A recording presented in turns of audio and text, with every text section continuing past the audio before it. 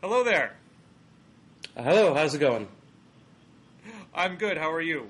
I'm doing just fine. So this is the latest installment of the Week in Blog.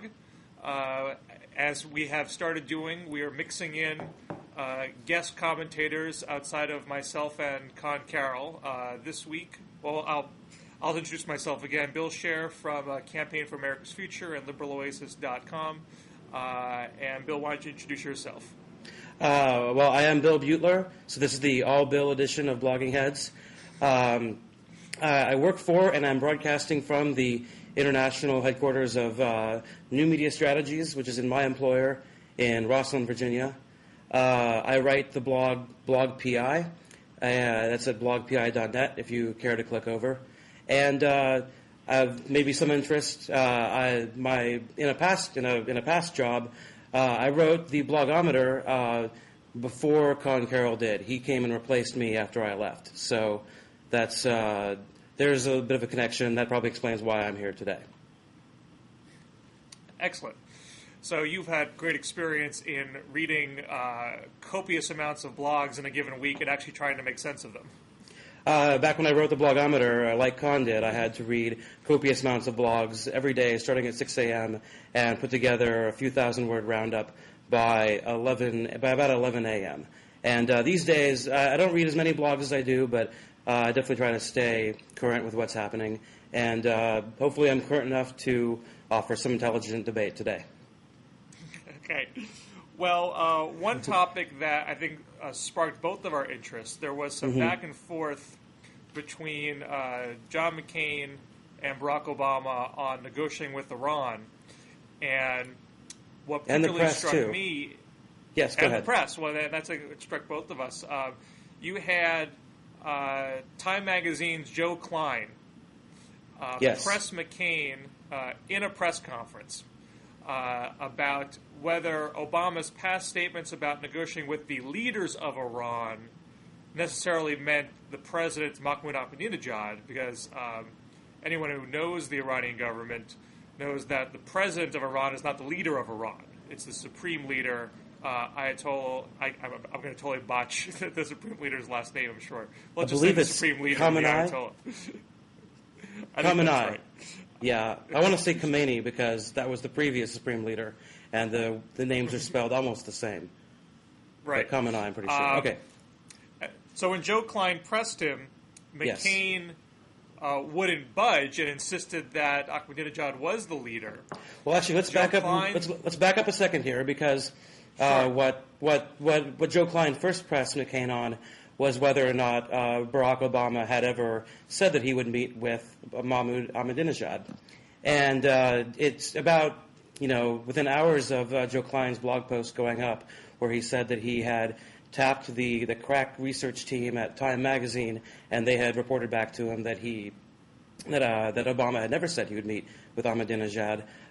Conservative bloggers, especially Michael Goldfarb at the Weekly Standard, had come up with video of Obama last September. This is when Ahmadinejad spoke at Columbia University. In the video, Obama name-checks Ahmadinejad several times as the leader of Iran that we should be talking to. I watched that video, and I did not come away with the same impression that Michael Goldfarb did. It was, when this started when Barack Obama was asked at the CNN YouTube debate whether he would meet with the leaders of Iran, Venezuela, Cuba. Right. At that time, he didn't. Or North Korea. Yeah, at that time there were no. Ahmadinejad's name was not in that question, and Obama said, "Yes, I would." Yada yada yada. And there are other examples to which Obama has elaborated on since then. And there are other examples that conservative bloggers have pointed to where Ahmadinejad's name is involved in the answer that he's giving, but it's not part of the pledge of who he would specifically meet with in the first year of his term. So, I mean, you could say it's reasonable you might have come away with that impression, but I think it's fair for Obama to say, I have not committed to meeting with that individual person in the course of my first year of office. I'm committed to meet with the leadership of Iran in some fashion after, as he has said, some preparation with lower level contacts. So I understand what conservatives are trying to do here, but I don't think they have really nailed them on this one. Well, every time Obama has spoken about Iran, he always talks about Ahmadinejad. If Obama has ever said the name Khamenei before, then that would be news to me. There's even a press release they released earlier this year, which specifically referred to Ahmadinejad as the dictator, as the dictator of Iran. And so I wonder that if Obama had been asked the same question by Joe Klein, who's the leader of Iran, and unfortunately we'll never know the exact answer because now he's certainly going to be prepared for it. Would he have known? Because Khamenei, I don't believe, shows up in any well-known public statements, certainly. Well, I think previously, and I just want to backtrack a little bit just to give a flavor of how this percoled up in the blogosphere. Sure. Because after Joe Klein had that press conference, he blogged about it on Swampland. Huffington Post then got the video of the news conference and put it up there, giving it an extra platform. And it's an interesting example to me as to how that was not there are plenty of bloggers in the past that have pointed out the fact that Ahmadinejad is not the leader of Iran, myself included. It's never made it into the mainstream media before, and that's why you've had, I think, a lot of politicians somewhat as a default reaction, sort of accepting the way the media has portrayed it, the way a lot of conservatives have elevated Ahmadinejad to be the leader, which they did not do when there was a more reformist president of Iran, Khatami. They used to downplay him as not really being in charge 4 years ago. And so that may be because Khatami was not really Khamenei's guy, whereas I think Ahmadinejad is much closer to Khamenei's way of thinking. And, there's a whole debate about that. There is a whole debate about that. That's true. But I think it's interesting that what Joe Klein does in that Swampland post is rather than I think you just said a moment ago that Ahmadinejad is being raised up. Well, he's being Joe Klein specifically lowers him down, as does a post that I know that we both read in the past few days over at Democracy Arsenal. Elon Goldberg might be the author's name. I'm not sure. May have that slightly wrong. But in one, Joe Klein says that Ahmadinejad has no power in foreign policy issues, and the Democracy Arsenal post says he has very little power in foreign policy issues. First of all, notwithstanding the fact that Ahmadinejad he's the person you have to go through if you want to get to Khamenei. In the United States, our head of state and our head of government is one person. It's the president. In a lot of other countries, especially parliamentary systems, and Iran is kind of a version of that. They have a head of state and a head of government. The head of state is Khamenei. The head of government is Ahmadinejad. And that's still oversimplifying. I mean, there was, I don't know if you recall when Ahmadinejad. I can be more specific too.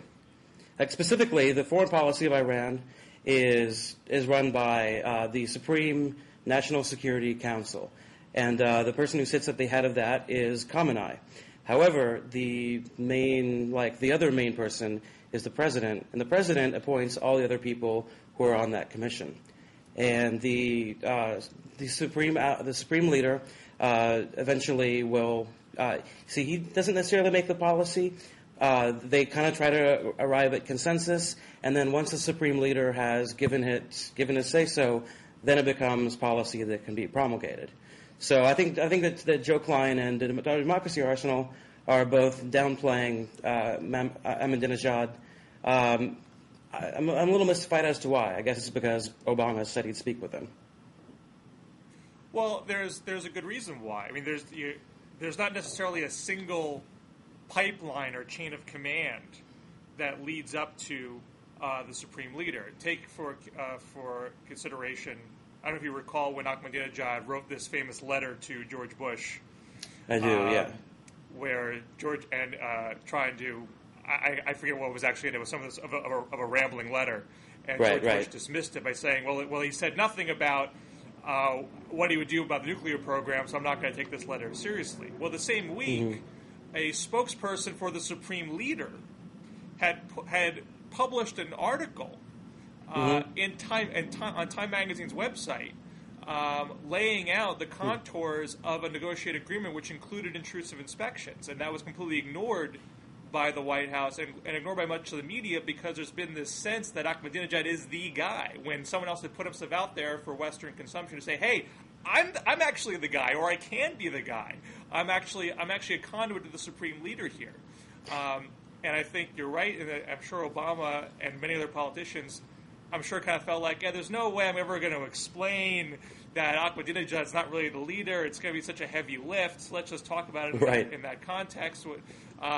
But now you have, not just because it's bubbled up from, the intersection of the media and the blogosphere, that you had Obama's foreign policy advisor, Susan Rice, on MSNBC, pick up on what was happening in the blogosphere, push the point to say McCain is not properly depicting what's going on in Iran, going at McCain's foreign policy credentials. And so now the Obama campaign can fully recalibrate to say, what I'm talking about does not necessarily mean meeting with Ahmadinejad directly, and show that I actually have more foreign policy knowledge than McCain has been offering to you. Well, it's definitely in the Obama campaign's interest to portray McCain as not being as on the ball as McCain would like everybody to think he is, as I think the current perception of McCain is. And so I expect them to push more stories like this. This is just the beginning of it. And so go to the other, because you were saying you don't understand why Joe Klein would be downplaying this, and I think there's a reason why. I think it's a pushback against what people feel the neoconservatives have done in elevating Ahmadinejad and treating him like the sole conduit, which makes it much, much harder to make a domestic case for direct diplomacy because Ahmadinejad says so many crazy things. Often when you're having a debate about diplomacy, the question is, are you dealing with a rational actor or an irrational actor? You elevate Ahmadinejad, it really seems like you're dealing with an irrational actor, when in fact there are at least some rational actors within the Iranian government that one could deal with. I suppose. We may be reaching the limit of how familiar I am with the situation. I mean, just for my own self, I'll speak. I think that there is a middle path between what Bush has done, which has been not open enough, and between what Obama has said he'd do, and that is basically what seems to me like put the prestige of the presidency out there front of the line. Obama has said that he's, he'll meet without preconditions. He's dialed that back a little bit and said that, that you need to have benchmarks first. And additionally, I think Obama has, he's made a few gaffes in the last couple of days. We've talked mostly about the Joe Klein article, which is definitely interesting to me. Then when Obama this past week was in my hometown, Portland, Oregon, and he said that Iran was. Were you sad you weren't at the rally? What was that again? Were you sad you weren't at the big Portland rally? One of my favorite bands, the Decemberists, played at that rally, so I kind of wish I'd been there for that. And I had friends who went to it, and there were some 75,000 people there. A friend of mine who was at the rally reported back that some bloggers some commenters on a Washington Post blog had claimed that the crowd photos were photoshopped. There weren't really 75,000 people there. Look, if you look at the back of the crowd, there's, those people were digitally manipulated, and the photo looks completely normal. So I think that's, people will look for anything. But as far as Obama at the rally, he said that Iran was not a grave threat because unlike the Soviet Union, it didn't have the same reach. It wasn't the same. It wasn't power on the same level. And then a few days later, he turned around and said that in fact Iran was a grave threat, and he'd take them seriously. I'm curious. I assume you're familiar with both of the situations. Are those not a contradiction? They do seem like a contradiction to me. Well, this has been pushed by a lot of conservative bloggers. Michelle Malkin did a big column that she put up on her blog called "Obama Being a Gaffe Machine," where she dug back into the past 2 years to try to cherry pick various things and make them look like take some minor incidents and make them out of molehills, or take things that are not incidents at all and make them into incidents. And I think with this particular question about how he describes Iran as a threat, when he called Iran a tiny threat compared to the Soviet Union as a threat to us.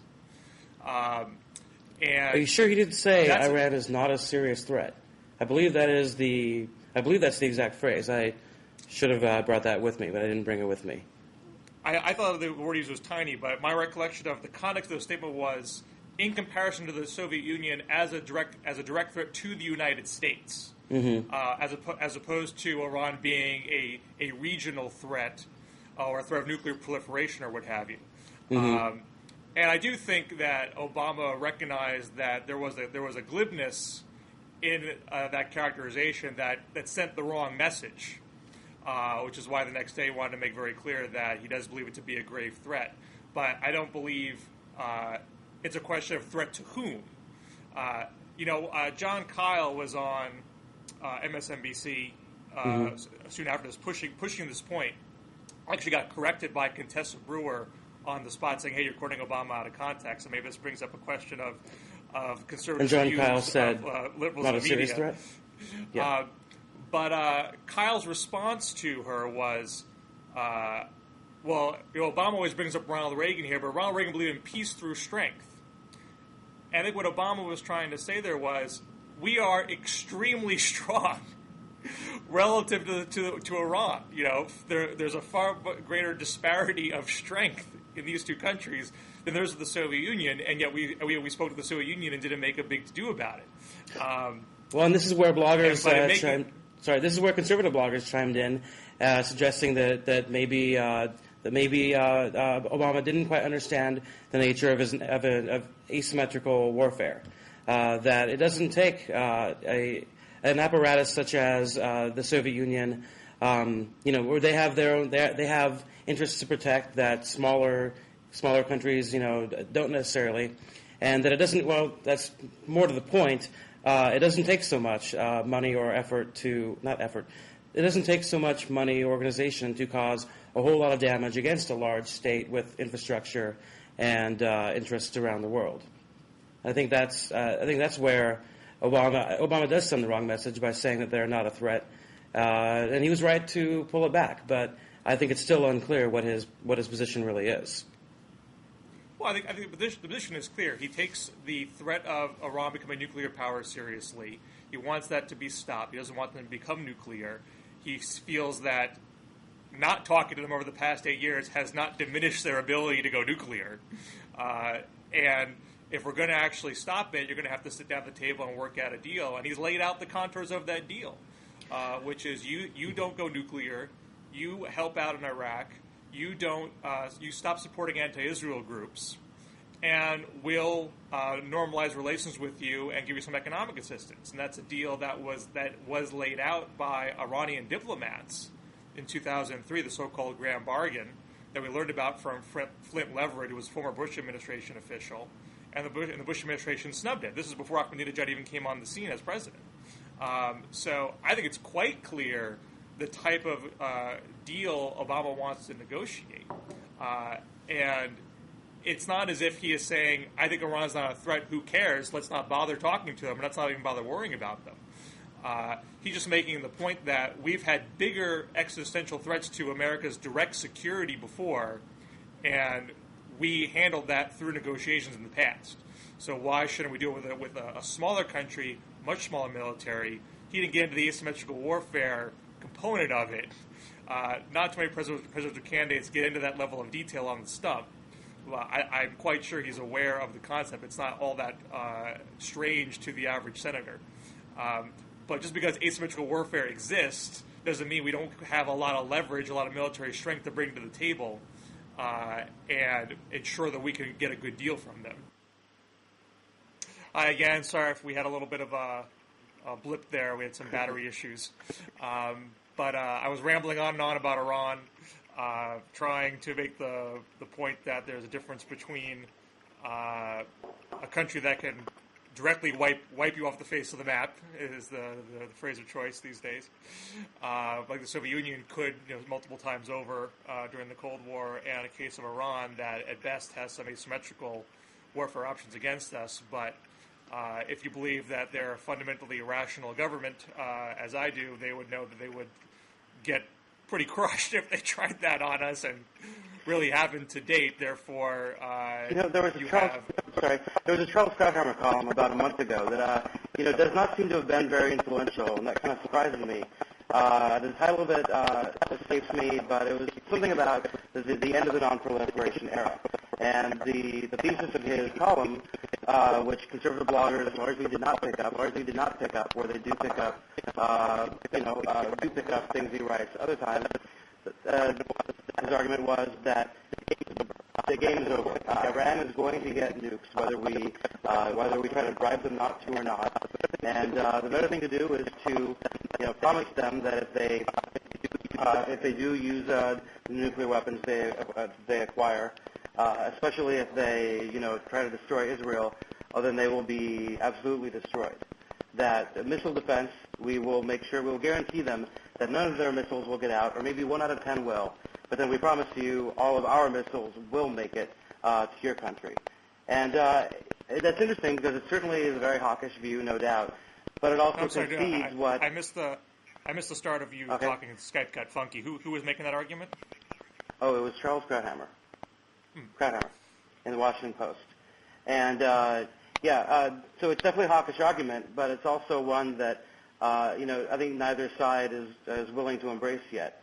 But I think he may be right. I think that there may not be a lot of good in trying to negotiate with Iran, because I think Iran, and not that we shouldn't open up more dialogue with them than we have already, as I said earlier, but that I think it's a fool's errand to think we're going to persuade them that they're not going to get nukes. I think they are going to. I think it's a matter of time whether we try to buy them off or not. Well, let's pivot to, I want to get back to Michelle's Obama gaffes piece. Yes. And that got pretty well launched in the conservative blogosphere. I even heard Tony Blankley referencing it on MSNBC. But it's the best roundup I've seen yet of all the. It's the best roundup I've seen yet of all the little things that Obama has said over the past year that kind of leave you scratching your chin, wondering, what did he mean there? Go ahead. Sorry. So it struck me on a couple of levels. One, this is sort of a fresh narrative that, and conservatives have been very adept at manufacturing these narratives that stick to Democratic candidates, and they're trying to pin the elitist snob tag on Obama for the last few weeks. And I wonder if this was sort of a tacit admission that wasn't sticking like the way their stuff normally does, and they had to try something fresh. And secondly, I don't see this one getting picked up very much in the media, and is that feeding this sense of conservative bloggers that, whether they believe it sincerely or not, I don't know, but trying to promulgate the notion that the media is in the tank for Obama.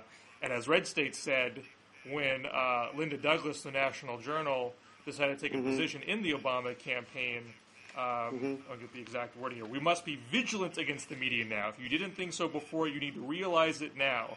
The media is Obama's mistress. The media is going to whore itself out to the Obama campaign and paint John McCain as badly as they possibly can, all while ignoring Obama's gaffes and utter lack of experience and judgment, which struck me as very amnesiac of how the media has treated McCain for the past 10 years.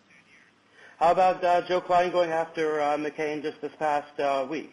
Was that part of the free ride that McCain's getting? Oh, it was certainly not, and kudos to Joe Klein.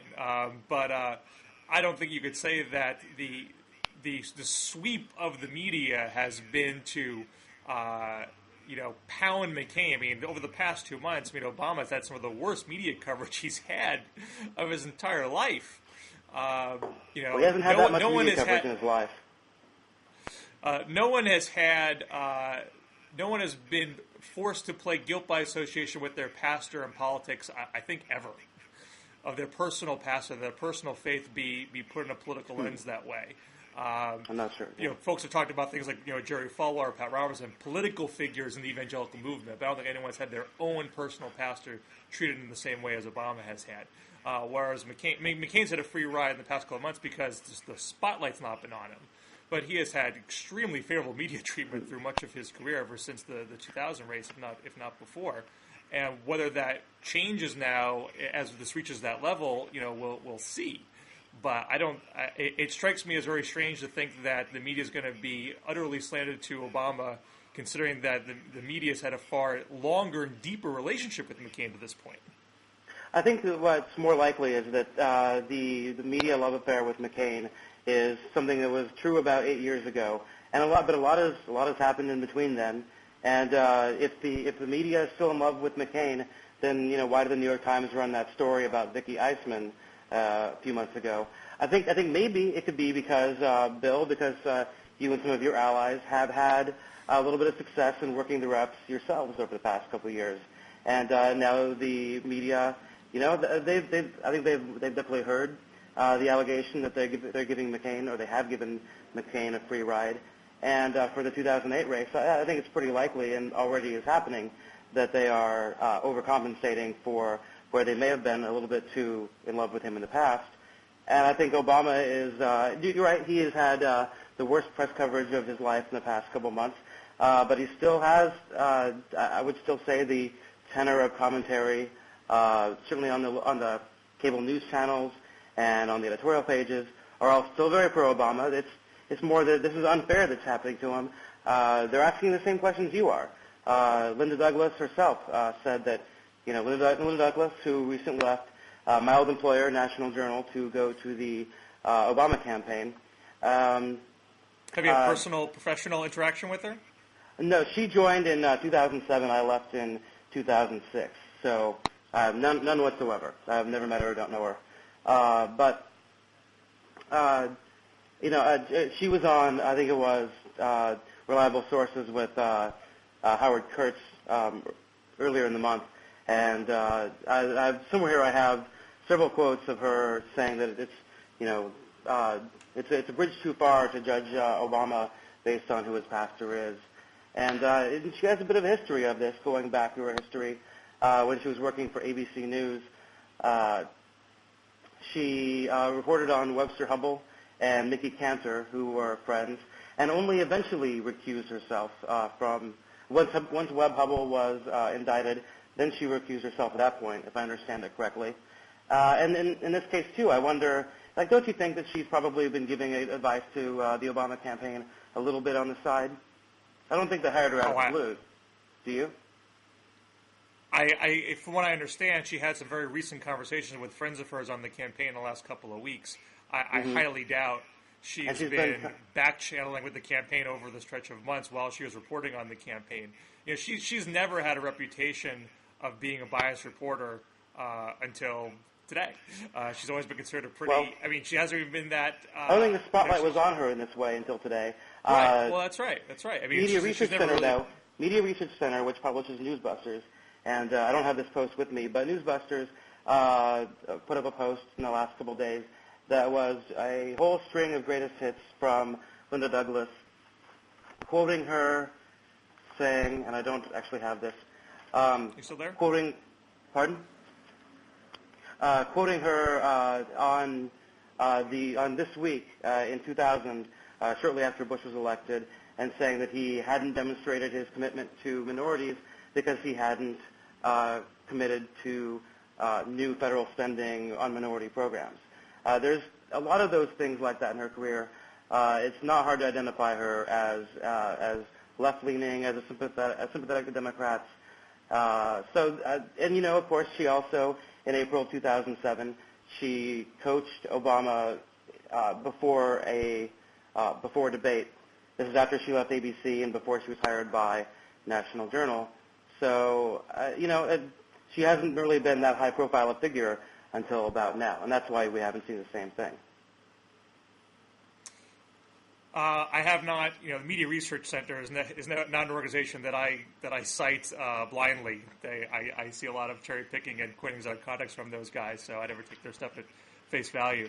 Well, they're not as good at promoting themselves as Media Matters are. I have to give Media Matters that much. Well, Media Matters tends to put full transcripts of things up, so you can at least judge for yourself. That's not that. I read a lot of Media Matters, and they do selectively excerpt as well. I'm more interested in the conservative blogger motivation here. Is it that are they trying to work the refs themselves because they're concerned that McCain's going to get a raw deal? They don't have faith in the media. Or is the? Go ahead. I've talked to cons sometimes, and there seems to be still a split in the conservative movement about how deeply they want to back McCain, how much they really want to get him in the White House, or to what extent they think he's a sure loser and rather see the blame be put on him and not on conservatives. So is there an element here of trying to keep the liberal media bias meme going, it'll keep regardless itself of what going. it actually means to the... I'm sorry? I said the liberal media bias meme will keep itself going. I don't think conservative bloggers need to keep it alive. Need to nurse it. If we do this again, yes. I guarantee you between now and the next time we talk, there'll be at least one piece that is completely biased towards McCain. I highly doubt we're going to see a campaign where every media piece we slant to Obama and, oh, poor McCain can't get a fair deal. I mean, he got such generous coverage about this 100 years stuff. It was striking to me. Even though people repeatedly quote himself and saying he wants to keep troops there for 100 years, wants a permanent military presence there. Which is not the full context of the statement. Actually, it's exactly the full context of the statement. The context of the statement is he wants to have a military presence in Iraq akin to Korea and Japan, which is effectively a permanent presence. I mean, that's his policy. His policy is that he would be fine with that. It was not necessarily that there absolutely must be. But look, he's committed to making sure that Iraq becomes stable, and if it means maintaining a presence similar to that in Korea and Germany, then he's for that. Whereas Barack Obama has said he will pull troops out regardless of what he's hearing from generals on the ground, and even Samantha Power, who is no longer his foreign policy aide, contradicted him on that. So I think it's very difficult to tell. This goes in line with Iran again. It's very difficult to tell what Obama actually thinks or means. We can debate Obama's Iraq policy. I'd point out that when Obama's been in debates, he has been grilled on the subject of what he would do in Iraq, specifically on that point. Whereas there's a legitimate debate to be had about is wanting or being comfortable with signaling that you are fine with a 100-year military presence in Iraq, is that a sound foreign policy objective? And it's that. I think it's a realistic point of view to take.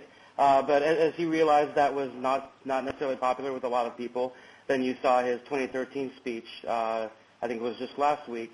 That he's not planning to fight longer than we have to. He will fight as long as we have to. I think that works right. I don't think it's an illegitimate argument to make that a permanent military presence is a good idea. I disagree with it fervently, and I'm happy to have the debate. My only from the media question is when Democrats try to point that out and make the argument, hey, we think a 100-year military presence is going to give you 100 years of war because it's a fundamentally destabilizing foreign policy objective. The McCain folks, conservative bloggers, whined and whined and whined in the media and got their way. You had several articles that will just say, as a matter of fact, that Democrats are distorting what McCain says when, in fact, they haven't been. They have a difference of opinion of what a 100-year military presence will bring. Well, I will say what the Obama campaign and what Democratic strategists said when they went after McCain's 100-year quote is they were definitely overbroad in their way of depicting it, and that's why the media did respond to that one. Because Democrats try to make too blunt of a point. Was McCain overbroad when he said Obama and Clinton want to surrender in Iraq? Remind me of where that quote exactly was when he said that. Surrender? I believe he said Barack Obama and Hillary Clinton want to surrender in Iraq. I don't think it was. Okay, was it that simple? Okay. Well, he also said bomb Iran. So. He's I don't know. That's a. And I've never seen the media. Well, I mean, hey, look. Okay, all right. Give me a second here. Obama has basically said he wants to surrender in Iraq. No? If his goal is unilateral withdrawal, well, unilateral withdrawal whether we win or not, right? That seems to be the... surrender is surrendering... Okay. Surrender is telling a singular enemy, you won, I lost. That's not the situation in Iraq. Now, if Republicans want to make the argument... Again, if you want to make the argument... So it's declare victory and go home. If you want to make the argument that unilateral withdrawal or gradual withdrawal is equivalent to surrendering, fine, make the argument. But that is, in my mind, you're characterizing the Democratic position in that way. You're characterizing the Democratic position in that way. That is your opinion of what the Democratic position is. It is the Democratic opinion that a 100-year military presence is akin to 100 years of war and is fundamentally destabilizing. Have that argument. Have the media flesh out those opinions. That's fine. But have a consistent standard here. And I don't think the media's had a consistent standard towards McCain and Obama on that subject, which only bellies the point that the media is not uniformly, singularly in the tank for Obama. Well, the nature of the debate has been very mad, Shan, because on one hand we have leave immediately. On the other hand, we apparently have 100 years of war. And, obviously Democrats don't want to have their position characterized as surrender. They don't mean for it to be surrender. They see it, I think they see it as being the prudent, policy at this point. However, I think more attention needs to be paid to successes that are happening on the ground.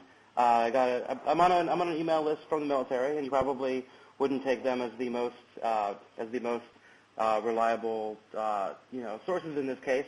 But coming from Petraeus claims that last week was the least violent week in Iraq for the past 4 years, and that for the week coming up to end, the violence is likely to be even lower than that. I think, given that circumstance, we should continue the policy more or less as we are now. And I think the problem is neither candidate can really talk about, a nuanced policy. It's either we have to stake it out and we have to leave, which is definitely what the left is asking for.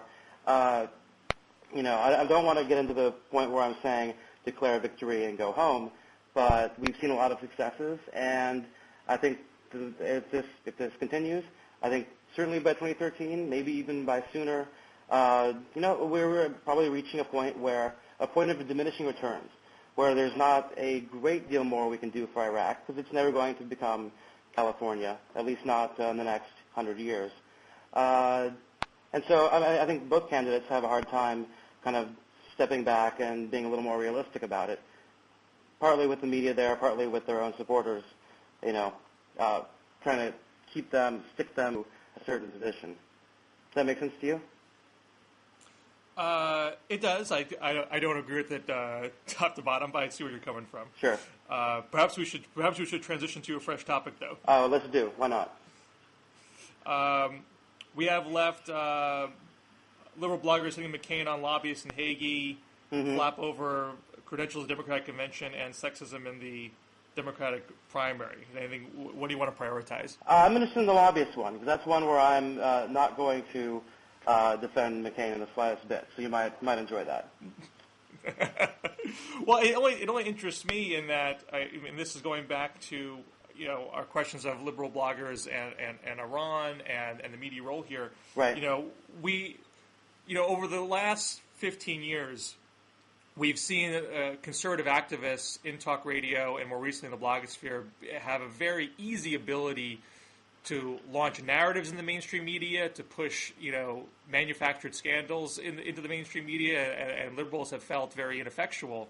And you're starting to see more success. Absolutely. And this week, you had for a couple of weeks now, you've had Move On and Progressive Media USA, which is a new group. They David have Brock, really right? been driving. I'm sorry. Is that David Brock? I think Brock's involved with that. I think Tom Matzey's involved with that. Is that the one that announced? Is that the one that announced they were shutting down? Because there was one that did just announce that it would not be running ads. I thought that was David Brock's group. Yes, they announced they were. I don't know if they were closing up shop altogether. Okay. I think they announced they weren't going to run ads in the way they were planning to. Okay. But they still have this McCain source website. They've really been pushing the lobbyist argument hard. Cliff Schechter, who wrote the book Real McCain, has been drumming the lobbyist argument on his blog to the point where McCain felt he had to react and implement this new policy. On active lobbyists in his campaign, he whacked, I think, 3 lobbyists, but that hasn't stopped the issue. No, it actually has kept the issue going. And the Washington Post ran a big expose on. Charlie Black's his main campaign manager. Yep. He's one of the biggest lobbyists in Washington, often representing dictators with human rights problems. And we'll see if this issue grows and grows and grows. But it certainly seems to be keeping around. And I don't know if it would have had the kind of legs it would. Because when the New York Times did the story that you mentioned before, which is really more about his relationship with lobbyists than it was about any extramarital affair. Although that was sort of the salacious hook of the article. They did lead with the salacious hook, of course. They did, and they got beat around for that. They shot their own story in the foot, no question. And so everyone kind of ignored the rest, the 7/8 of the article that dealt with his ties to lobbyists. Right. I think there was concern on the left that, hey, this was a potentially interesting issue to go out McCain with. That's now going to be obscured by some sloppy decisions on the part of the Times. Right. Now it's been brought back, I think, in large part because of the fuel the blogosphere has given it. And I wonder what's the conservative reaction to that? Is there some recognition that we've had a pretty good run of things, being able to control the media narrative, we're not having the same control of that anymore? Well, as you mentioned earlier, that there's an issue where conservatives are not sure how much to support McCain. This is an issue where I think conservative bloggers think that McCain is responsible for his own problems here. There's a sense that this goes back to campaign finance reform, where his whole concern appeared to be, there we go, there's the word appear I'm meaning to use. The appearance of impropriety was John McCain's big thing, almost to the exclusion of actual impropriety. A lot of the campaign finance stuff that is now illegal, there was never any clear sense that it was actually leading to corruption, but it was a compelling enough case that it went forward. Here's the same thing with the lobbyists. McCain has painted the target on his own back, and I think although it's not a popular position to say, look, everybody has a lobbyist. It's actually written into the Constitution that we have the right to petition our government. The people do. The AARP represents a very, very large number of people, all the old people basically, and so they have a right to do that. Conservatives would rather see, the government not be in charge of so many programs to be lobbied, and so McCain, who incidentally would probably support that, is too much playing on the Democrats' turf, conceding the lobbyist issue, probably for the same reason he conceded campaign finance. I think he never forgave himself for getting mixed up in the Keating 5 way back when. Even though he was basically cleared of doing anything wrong, this is what turned him into a maverick. In a way, this is what made him, a compelling figure to run for president in 2000 in the first place. And so this is just another one of those things where Republicans, conservatives, are not going to stick up for McCain. I certainly can't, I certainly can't look at this and say it's really all that noble. I suppose it's noble, but you know what? It's only really an issue because he made it one, and I had a good conclusion for that, but I lost it. If you get it back, bring it I will. So once again, I didn't even have a conclusion for that either. So. And the other thing that was blog driven this week was something about Reverend Hagee. Yes. Which Con and I have talked about before. And Con has always sort of shrugged it off. He did kind of the Jay-Z move on me, bring it up. And I've always said, and this to some extent applies to lobbyists too, I'm against guilt by association attacks across the board. Sure. I'd be more than happy if neither side did them at all and we stuck to the issues there. I don't think it's fair to say and this is what Charlie Black had said back in March when Pastor Wright came up. John McCain believes that the people who endorse you, the people who defriend you, you are not accountable for their views. And if McCain stuck with that and didn't start trafficking in the Bill Ayers stuff and get coy with the Reverend Wright stuff, he could have successfully made a media standard that wouldn't blow back on him when it comes to lobbyists or when it comes to Reverend Hagee. So this week you had Talk to Action, which is one of the preeminent blogs focusing on theocons and right-wing evangelical leaders, digs up an old sermon that Hagee did where he basically says God sent Hitler to do the Holocaust because not enough Jews were going to Israel. Right. And now just get on Talk to Action. We had Huffington Post, plays again. As I think Politico mentioned, Huffington Post has proven its influence. That stuff that percolates on blogs can gravitate there and get the wider area it needs to make the jump into the mainstream media.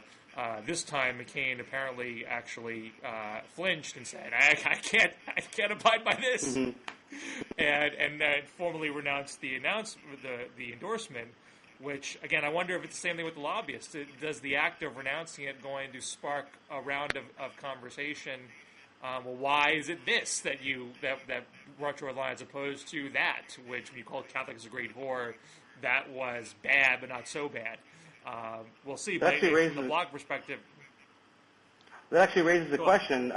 I assume you're familiar with David Corn, another blogging head. His reporting on Rod Parsley, who's an Ohio, another pastor who's, I believe that McCain sought his endorsement. At the very least, he has endorsed McCain. He's one that McCain actually called a spiritual advisor, a spiritual guide.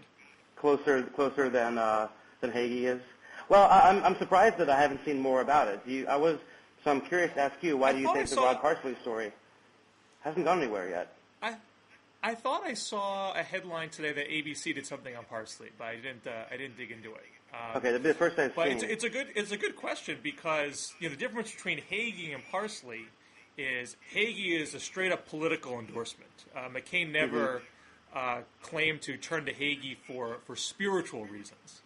Right. Parsley is someone that he actually described as a spiritual advisor, a spiritual guide, which is the way that people had interpreted the Obama-Wright relationship. Well, they both say that's really overstating it. He was my pastor, not my guru or spiritual advisor. Let me also add. Let me add to actually continue your point here. I mean, maybe this is not quite your point, but the things that Hagee has said are of the what I would call wacky variety, where it's, as you said, God sent Hitler to make the Jews move to Israel. They're kind of similar to Robertson and Falwell a few years ago saying that homosexuality and general depravity in the United States, resulted in 9/11. And also Hagee, the things he says, you really have to sit there and listen for a few minutes before you start to figure out what he's saying. Whereas with Rod Parsley, excuse me, Rod Parsley has said he wants. I think I do have that quote. No, maybe I don't. I'm not as well prepared as I thought. It said that Islam should be destroyed. That's a false religion. There you go. That is soundbite worthy. That is quotable. Yep. I'm surprised that why even bother with Hagee? Parsley is maybe Hagee is setting the stage for later Rod Parsley news stories. That would make sense to me. You think that's what's happening? Skype conked out of me for a sec, so I missed the last part of what you said. Oh, I'm asking, do you think that's what's happening? That Hagee is just a precursor for, now that it's become a bit of a story, Rod Parsley will now be an even bigger story than he was in the first place. This is something I brought up with Con in the past. I mean, in my mind, the worst guilt by association thing that McCain has is Richard Quinn, who's not a pastor at all. He's the owner of a racist neo-Confederate magazine called Southern Partisan, and he's been on McCain's campaign team since 2000. This is a guy he's had a long relationship with. this issue came up in 2000 and McCain shrugged it off, and still pays the guy. That to me is a far deeper association than a particular endorsement or. I mean, I know we call Parsley a spiritual advisor, but they can say, well, he wasn't a spiritual advisor for 20 years or what have you. But that hasn't made the news yet. And I presume the difference is the matter of video. You have video of McCain with Hagee doing their endorsement dance that you can run over and over again. And I don't know if there is that McCain Parsley video or not. There may be, and I'm just unaware of it. Well, the Hagee videos aren't really very good. That's why the Hagee videos. There's no goddamn America in the Hagee video that's so. No, I mean video of McCain and Hagee together. Video of McCain and Hagee together. Well, there is video of them together. Yeah, there is video of them together, but there's nothing terribly noteworthy about the video itself. Here's the endorsement. Thanks for the endorsement. That's all there is to that. Right. But I'm not sure you even have that video of McCain and Parsley. Yeah, I don't think you do. It's the text is pretty incendiary by itself. So I'm surprised that that hasn't got more attention. I assume you're probably somewhat surprised as well. A little surprised, but it's the way these things percolate. People have to prioritize. Who are you going to focus on? A lot of bloggers, for whatever reason, focused on Hagee. They flogged it and flogged it and flogged it. They weren't getting too far with it, right? And it was petering out. And since finally Obama seemed to have got past the right, people were kind of letting it go. But then you had Talk to Action came up with something. Came up with Scandal Gold, and people flocked to it again. So that's the only thing I can imagine. But we'll see if after McCain flinches. Same with the lobbyists. Once you flinch. Does this stuff pile up on you if there's more out there? So maybe Parsley will become a bigger deal down the road. We'll see. But it strikes me that liberal bloggers are learning how to play this game and have more of an infrastructure than they had 5 years ago to get it done. Definitely more infrastructure than 5 years ago. I really think around the 2004 election and after is when great new infrastructure that is more up to speed than the more tech savvy than the Republicans have. Have you read Matt Bai's The Argument? I haven't actually. I've read some reviews of it, but I haven't read the actual book. It's a very good book. Highly recommend it. I think the institutions he's described, there's definitely growing pains there, but the actual earlier in the dialogue, to use that blogging has word. We mentioned both Media Matters and Media Research Center, and I have friends over at Media Research Center, and I definitely think that they produce some work that contributes to the debate. But I don't think that it is getting out there with the same. It's not getting out there the same way that Media Matters is, even though they probably both have credibility problems with their detractors and a little bit with the press.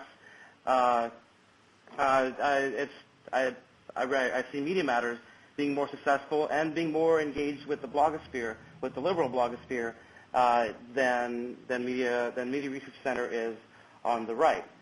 To some extent, that's the problem of theirs. To some extent, that is the prerogatives of individual conservative bloggers, which are different from the prerogatives, I think, of liberal bloggers. And I think at this point in time, the internet landscape certainly favors the left. An interesting place.